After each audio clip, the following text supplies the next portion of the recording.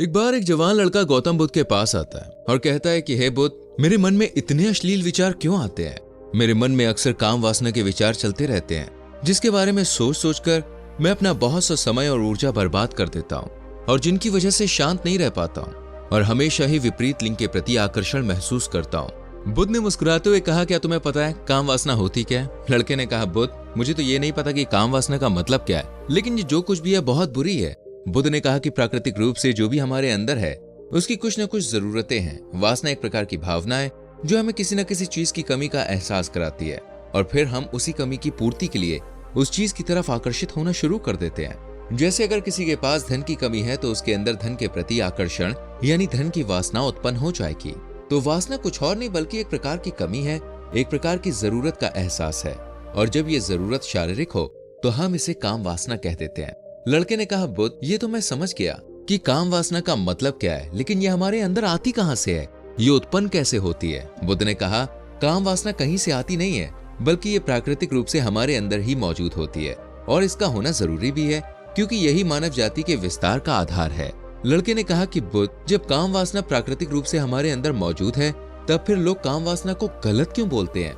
बुद्ध ने कहा कि ये एक बहुत बड़ी समस्या है कि लोगों ने काम वासना को एक गलत नजरिए से देखना शुरू कर दिया है, इसे दबाने की कोशिश करनी शुरू कर दी है। काम वासना का होना गलत नहीं है बल्कि काम वासना का बेलगाम होना गलत है। केवल उसी के बारे में हमेशा सोचना, केवल उसी के लिए जीना, केवल उसी को अपने जीवन का लक्ष्य बना लेना गलत है। बुद्ध ने उस लड़के से पूछा कि तुम्हें क्या लगता है, क्या जानवरों में भी काम वासना होती है? लड़के ने कहा कि हाँ बुद्ध, जरूर होती है, क्योंकि आखिर जानवरों को भी तो अपनी पीढ़ी आगे बढ़ानी है। बुद्ध ने कहा, फिर हम जानवरों की काम वासना को गलत क्यों नहीं कहते? लड़के ने कहा, पता नहीं बुद्ध, आप ही बताइए ना। बुद्ध ने कहा, क्योंकि जानवर अपनी काम वासना का उपयोग सिर्फ संतति उत्पन्न करने के लिए करते हैं, उससे खुशी प्राप्त करने के लिए नहीं और ना ही सुख भोगने के इरादे से। क्योंकि जानवरों को प्रकृति ने इतनी सोचने समझने की क्षमता ही नहीं दी है कि वो अपनी काम वासना को अपने क्षणिक सुख का आधार बना सके, जबकि हम इंसान अपने सोचने समझने की क्षमता का दुरुपयोग करके प्रकृति में पाई जाने वाली हर एक चीज का अपने सुख और आनंद का प्रयास करते हैं। हम इंसानों ने भी काम वासना के साथ यही तो किया है, इसे अपने आनंद और भोग का आधार बना लिया है। जिस भावना को प्रकृति ने मानव जाति का अस्तित्व बनाए रखने के लिए हमारे अंदर डाला था, उसे हमने अपने जीवन का सर्वोपरि लक्ष्य बना रखा है और इंसानी काम वासना का ये बेलगाम होना ही उसके दुखों का कारण है। लड़के ने कहा कि ये काम वासना हावी होती क्यों है, इसके बेलगाम होने का कारण क्या है?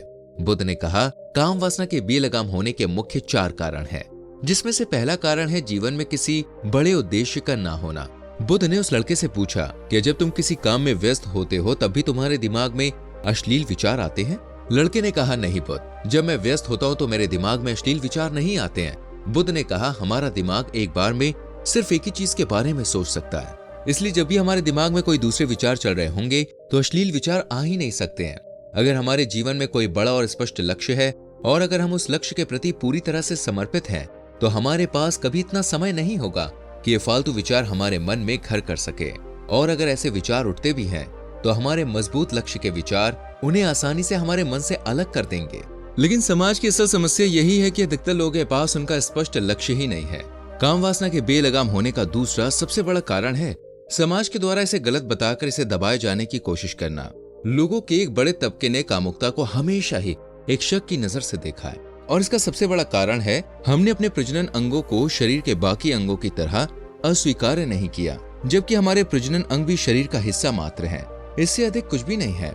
आगे बुद्ध ने कहा कि इंसानों में कामुकता के हावी होने का तीसरा कारण है हमारा अपने विचारों के प्रति जागरूक न होना। हमारे मन में कैसे विचार चल रहे हैं हम इस पर कभी भी ध्यान ही नहीं देते हैं। हमारे मन में उठने वाले विचारों के बारे में एक अनोखी बात यह है कि जब हम किसी एक चीज के बारे में विचार करते हैं तो हमारा मन उससे संबंधित और भी विचार हमारे सामने रखना शुरू कर देता है और फिर ऐसे ही हमारे मन में विचारों की एक श्रृंखला बन जाती है जिस पर हम उलझ कर रह जाते हैं। ठीक ऐसा ही होता है अश्लील विचारों के साथ। हमने एक बार किसी को देखकर अपने मन में एक अश्लील विचार पैदा किया, फिर हमारा मन अपने आप ही इन विचारों की श्रृंखला बना देता है जिनके बारे में सोच समझकर हम अपनी बहुत सी ऊर्जा और समय बर्बाद कर देते हैं। इसलिए पूरी जागरूकता के साथ अपने अंदर उठने वाले विचारों पर ध्यान देना जरूरी है। बुद्ध ने कहा, अश्लील विचारों के हावी होने का चौथा कारण है बुरी सोच और अश्लील विचार वाले लोगों की संगति करना। कई बार ऐसा होता है कि कामुकता हमारे अंदर नहीं होती, लेकिन कुछ अश्लील लोगों के साथ रहने की वजह से यह हमारे अंदर हावी हो जाती है। इसलिए बुरे विचार वाले अश्लील लोगों से दूरी बनाकर रखनी चाहिए। लड़के ने कहा, बुद्ध, ये तो समझ में आ गया कि कामुकता हावी कैसे होती है, लेकिन इसे हावी होने से रोका कैसे जा सकता है। बुद्ध ने कहा, सबसे पहले तो तुम ये समझो कि काम वासना की ऊर्जा को रोका नहीं जा सकता, इसे सिर्फ रूपांतरित किया जा सकता है। और इस ऊर्जा को रूपांतरित करने के दो तरीके हैं। पहला है प्रेम और दूसरा है ध्यान। जब हम सच्चे प्रेम में होते हैं तो हमारे अंदर कामुक ऊर्जा हमारी खुशी और हमारे आनंद में परिवर्तित हो जाती है। लेकिन ज्यादातर लोग शारीरिक आकर्षण को ही प्रेम मानते हैं, जो कि ऊर्जा का व्यय करता है, रूपांतरण नहीं। काम वासना की ऊर्जा को शरीर के अंदर रूपांतरित करने का सबसे सफल तरीका है ध्यान। ध्यान के माध्यम से आप अपने अंदर स्थित आनंद के उस केंद्र में स्थापित हो जाते हैं, जिसके सामने दुनिया का हर भोग विलास फीका लगने लगता है। ऐसा नहीं है कि आप ध्यान में उतरने के बाद वो सब सोचने और करने में सक्षम नहीं होते हैं, बल्कि आप उनसे ऊपर उठ चुके होते हैं और फिर ये सब हरकतें आपको छोटी और बचकानी लगने लगती हैं। लड़के ने कहा, लेकिन बुद्ध, ध्यान की शुरुआत कहां से करें?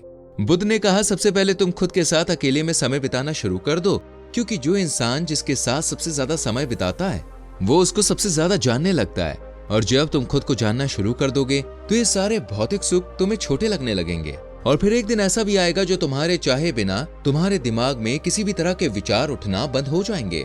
तो दोस्तों, उम्मीद करते हैं आपको इस वीडियो से कुछ सीखने को मिला होगा। कैसी लगी वीडियो हमें कमेंट करके जरूर बताना। वीडियो को लाइक और शेयर करना। आने वाली वीडियोस को देखने के लिए चैनल को सब्सक्राइब करके बेल आइकन प्रेस करें, जिससे आने वाली वीडियोस आपसे मिस ना हो। हम मिलेंगे आपसे अगली वीडियो में। अपना बहुत ख्याल रखें। Bye bye, take care.